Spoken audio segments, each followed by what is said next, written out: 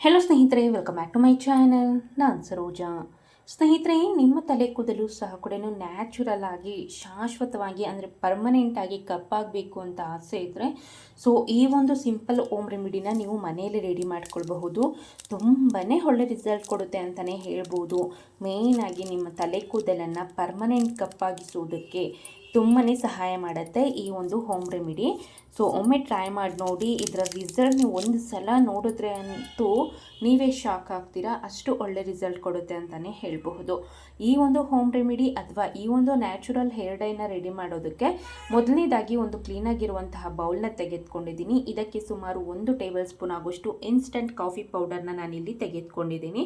ನಾನು ಇಲ್ಲಿ ಬ್ರೂ instant coffee ಪೌಡರ್ನ ತೆಗೆದುಕೊಂಡಿದ್ದೀನಿ. ನೀವು ನೆಸ್ಕಫೆ ಅಥವಾ ಇನ್ನಿತರೆ ನೀವು ಯೂಸ್ ಮಾಡುವಂತಹ ಒಂದು ಕಾಫಿ ಪೌಡರ್ನ ಸಹ ಕೂಡ ಯೂಸ್ ಮಾಡಬಹುದು. ಅಕಸ್ಮಾತ್ ನಿಮ್ಮ ಮನೇಲಿ ಏನಾದರೂ ಫಿಲ್ಟರ್ ಕಾಫಿ ಪೌಡರ್ ಯೂಸ್ ಮಾಡ್ತೀರಾ ಅನ್ನೋದಾದರೆ ಒಮ್ಮೆ ಏನು ಮಾಡಿ ಅನ್ನೋದಾದರೆ ಒಂದು ಪುಟ್ಟದಾದಂತಹ ಮಿಕ್ಸಿ ಜಾರ್ಗೆ ಹಾಕಿ ಅದನ್ನು ಪೌಡರ್ ಮಾಡಿ ಸಹ ಕೂಡ ಯೂಸ್ ಮಾಡ್ಕೊಳ್ಬಹುದು ಈ ಒಂದು ಹೋಮ್ ರೆಮಿಡಿಗೆ.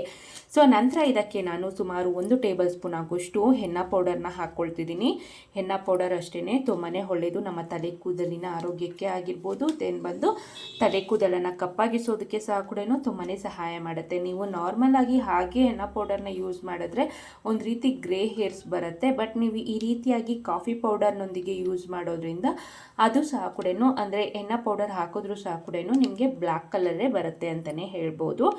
ನಂತರ ಇದಕ್ಕೆ ನಾನು 1 ಟೇಬಲ್ ಸ್ಪೂನ್ ಆಗುವಷ್ಟು ಆಮ್ಲ ಪೌಡರ್ನ ಸಹ ಕೂಡ ಯೂಸ್ ಮಾಡ್ತಿದ್ದೀನಿ. ಇವಿಷ್ಟು ಇಂಗ್ರೀಡಿಯೆಂಟ್ ಬೇಕಾಗುತ್ತೆ ನಮಗೆ, ಡ್ರೈ ಇಂಗ್ರೀಡಿಯೆಂಟ್ಸು. ಇವಿಷ್ಟನ್ನು ಹಾಕಿದ ನಂತರ ಮೊದಲನೇದಾಗಿ ಡ್ರೈ ಮಿಕ್ಸ್ ಮಾಡ್ಕೊಳ್ಳಿ. ಚೆನ್ನಾಗಿ ಮಿಕ್ಸ್ ಮಾಡಿದ ನಂತರ ಇದಕ್ಕೆ ಸುಮಾರು 2 ಟೇಬಲ್ ಸ್ಪೂನ್ ಆಗುವಷ್ಟು ತೆಂಗಿನೆಣ್ಣೆನ ಹಾಕ್ಕೊಳ್ತಿದ್ದೀನಿ.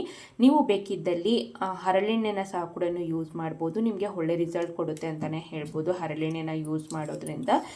ತೆಂಗಿನೆಣ್ಣೆನ ಹಾಕಿದ ನಂತರ ಚೆನ್ನಾಗಿ ಮಿಕ್ಸ್ ಮಾಡ್ಕೊಳ್ಳಿ. ನೀವು ನಾರ್ಮಲಾಗಿ ಹೇರ್ ಡೈನ ಯಾವ ರೀತಿಯಾಗಿ ಯೂಸ್ ಮಾಡ್ತೀರೋ ಅದೇ ರೀತಿಯಾಗಿ ಯೂಸ್ ಮಾಡೋದು ಅಷ್ಟೇ.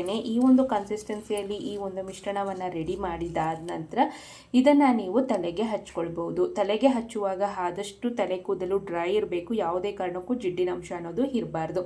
ನಂತರ ಇದನ್ನು ನೀವು ನಾರ್ಮಲ್ ಆಗಿ ಹೇರ್ ಡೈನ ಯೂಸ್ ಮಾಡೋ ಹಾಗೆ ಯೂಸ್ ಮಾಡಿ ಒಂದು 3 ಗಂಟೆಗಳ ಕಾಲ ಬಿಟ್ಟು ನಂತರ ನೀವು ಯೂಸ್ ಮಾಡುವಂಥ ಶ್ಯಾಂಪೂನ ಯೂಸ್ ಮಾಡಿ ಹೇರ್ ವಾಶ್ ಮಾಡೋದು ಅಷ್ಟೇ. ಒಂದೇ ಬಾರಿಗೆ ನಿಮಗೆ ಒಳ್ಳೆ ರಿಸಲ್ಟ್ ಕೊಡುತ್ತೆ. ನೀವೇ ಶಾಕ್ ಆಗ್ತೀರಾ, ಅಷ್ಟು ಒಳ್ಳೆ ರಿಸಲ್ಟ್ ಕೊಡುತ್ತೆ ಅಂತಲೇ ಹೇಳಬಹುದು. ಇದಿಷ್ಟು ಈ ಮಾಹಿತಿ ಆಗಿತ್ತು ಸ್ನೇಹಿತರೆ. ಇನ್ನೂ ಏನಾದರೂ ಡೌಟ್ಸ್ ಇತ್ತು ಅನ್ನೋದಾದರೆ ದಯವಿಟ್ಟು ನನಗೆ ಕಮೆಂಟ್ ಸೆಕ್ಷನಲ್ಲಿ ತಿಳಿಸಿ.